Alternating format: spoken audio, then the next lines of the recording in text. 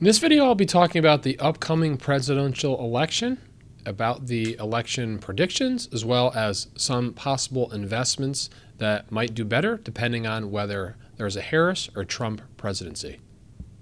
Welcome back. This is episode 225.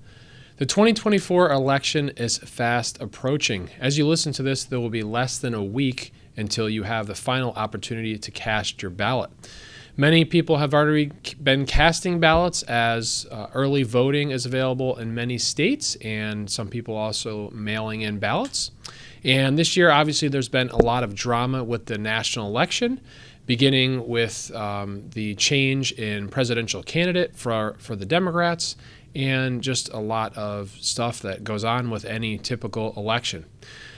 So from talking with clients, there's still definitely a lot of apprehension about how the financial markets will do, depending on whether there is a Harris or Trump presidency. So I want to spend this episode just talking about some of the election predictions, as well as how it could impact different parts of the stock market, and what areas might do better under a Harris or a Trump White House. So if you're new to my podcast, my goal is to help deliver helpful tips for retirees and pre-retirees each week.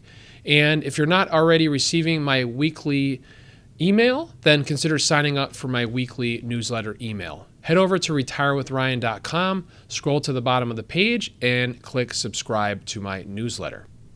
So there's a lot of information out there, and I find a helpful resource is using information that is available on State Street's website. So if you go to ssga.com, State Street Global Advisors, and you click on Insights, they have a host of information about the election. And some of what I'm going to be going over today is information that I've found from their website, and I will share a link in this episode as to where you can find that. Just head over to retirewithryan.com and click on podcasts and episode 225. So first of all, just about the election, what are things looking like? Well, initially when Trump was running his candidacy against Biden, he had a significant lead, and Biden was having difficulties, especially with the debate that they did, and Trump was gaining momentum. And then Vice President Harris replaced President Biden as the Democratic nominee, and Harris started to gain an advantage. Well, that advantage has in many areas has gone down, and if you look at the betting markets, Trump has about a 65% chance of victory when compared to Harris. So he definitely has a sizable lead, and it's a question or not as to whether those polls are accurate.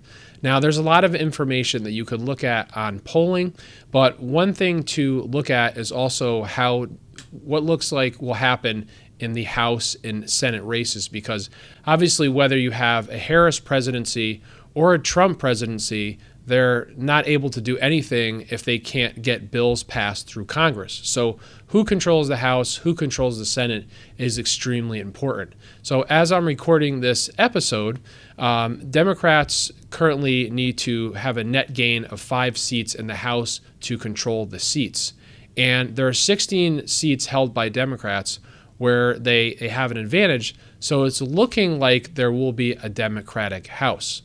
Now, if we also look at the Senate, it looks like the Senate will stay Republican because one of the biggest races out there is in Montana, and it's looking like there will be a Republican victory in Montana. So we'd have a split House and Senate, which means that it would be challenging for either Trump or Harris to get things done along party lines because they don't have control, most likely, of the House or Senate. Obviously, this is part of what's being voted on, and we'll find out whether we have a change in the House, whether it goes over from Republican to Democrat, or it stays Democrat, and depending upon who's the president is also going to determine what things can or cannot be done with Congress. So the biggest thing, obviously, with our elections in the U.S. is that you can look at the popular vote, but what matters is the Electoral College. And the most challenging thing for Kamala Harris is that she needs to win Pennsylvania. She needs the electoral votes from Pennsylvania as far as being able to become president. If she's not able to do that, then it's unlikely that she will be president. So people will be watching these battleground states very closely. So whether or not Harris has an advantage in this election is largely also a factor of whether or not she's being framed as an incumbent.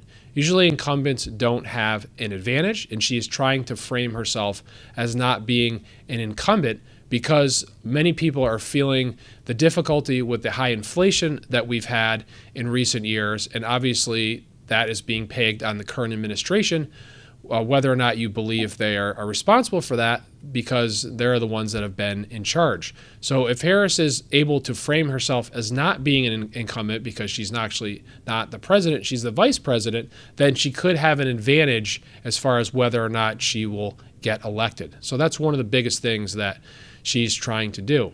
And in any election year, generally, the third quarter of the year, the stock markets move kind of sideways because there is uncertainty as to what will happen in the upcoming election. But third quarter of this year of 2024 has been a phenomenal year for many parts of the markets. So why is that? Well, that would tell you that the betting markets think that there's probably not going to be a lot of change, and that's because of the belief of there being a split Congress.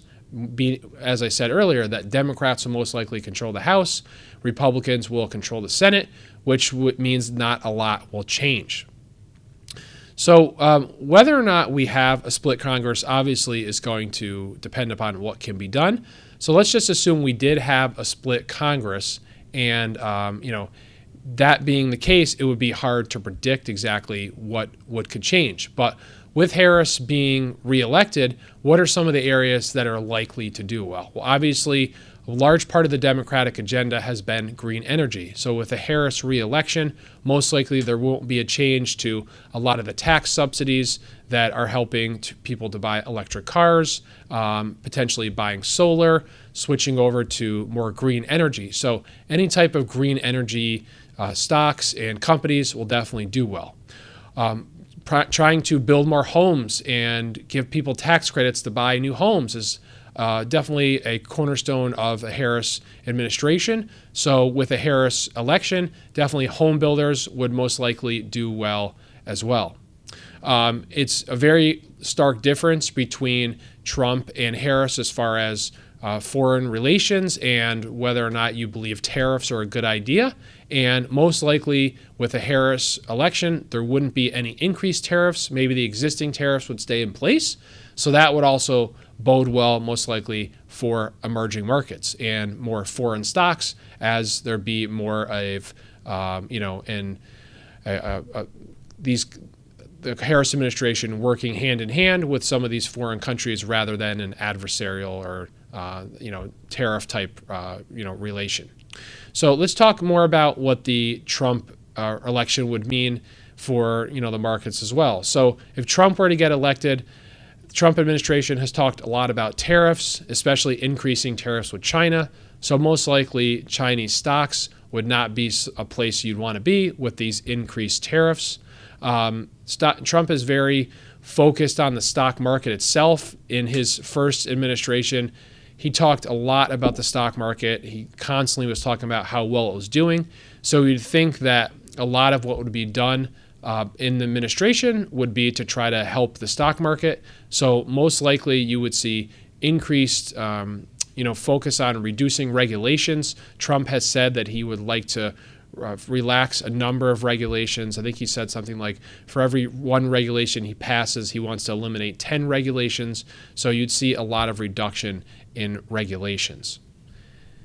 And additionally, energy stocks. Energy stocks most likely would do well under Trump. That's been a big thing that's been talked about, the Keystone Pipeline. That's something that he'd like to bring back online. He'd like to, we were most likely on a path to energy independence with Trump. So most likely there'd be a focus on increasing oil production, natural gas production. So non-green energy would probably be a focal point. It's possible that a lot of the electric car tax credits might go away, but Trump is working hand in hand with Elon Musk, and Tesla is obviously the largest manufacturer of electric vehicles in the U.S.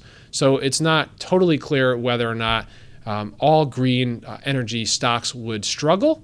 maybe Tesla would be, favored or would be continue to be supported, or electric cars might continue to be supported. So it's unclear about that. Emerging market stocks, as I talked about with the Harris election, could be a beneficiary, and foreign stocks, those might be challenged under a Republican administration if Trump were to get elected, especially if there was a Republican sweep. If the Republicans controlled both the House, the Senate, and the White House, there would probably be increased scrutiny, increased tariffs on the trade deficit. So most likely emerging market stocks would not do well. As I said earlier, Chinese stocks, China represents a large portion of emerging markets, but some winners could emerge in emerging markets. Something that State Street points out is that even though Trump talks harsh about Mexico and immigration is a large focus of his administration, it's possible that Mexico could actually be a beneficiary financially from the tariffs that Trump might put in place. Because if tariffs are getting put on China and other countries that are potentially doing business with the U.S., we'll have to do business with someone. So that means that maybe there could be more things that are being manufactured or more trade going on with Mexico, especially being that Mexico is a member of NAFTA and one of our trade partners. So it's possible that the Mexican economy, the Mexican stock market could actually wind up being a beneficiary if Trump were elected. Additionally, it's possible that Europe could face more challenges with the Trump election. Not totally sure if tariffs would go into place in regards to Europe, but maybe the threat of tariffs could force Europe to the negotiating table to possibly have to pay more money to do business with the U.S. or more concessions, which could end up not being great for European stocks. Small cap stocks are also an area that could potentially do a lot better under a Trump administration. The Republicans generally tend to favor enforcing antitrust laws, which means potentially breaking up large companies, potentially large tech companies, which can mean if larger companies were broken up, that could help smaller companies to compete better. So that means that small cap stocks could do very well in a Trump administration if we had more competition, less regulation. That could be better for small cap stocks. Vice presidential candidate Senator Vance has also been a very strong advocate of competition as far as it comes to the technology companies, and it's possible with his election that there could be a focus on breaking up some of the larger tech companies like Alphabet, and there could be more challenges in the tech space, but that could bode well for small cap stocks. It's also believed that Japan could be a winner of a trade, not a trade war, but of tariffs being put in place with China, because we're still going to need to do business with some Asian countries, and generally we've had a very good relation with Japan. So it's possible that Japan economically could be a winner of a Trump election, because with these increased tariffs, Japan could be a beneficiary. So those are just some of the areas of the financial markets that could potentially do well. Now, obviously, we'll have to wait and see what the polls will tell us, but by and large, whether or not it's a Harris election or re-election, you could say, or a Trump election, it's not going to fundamentally change how you should be investing.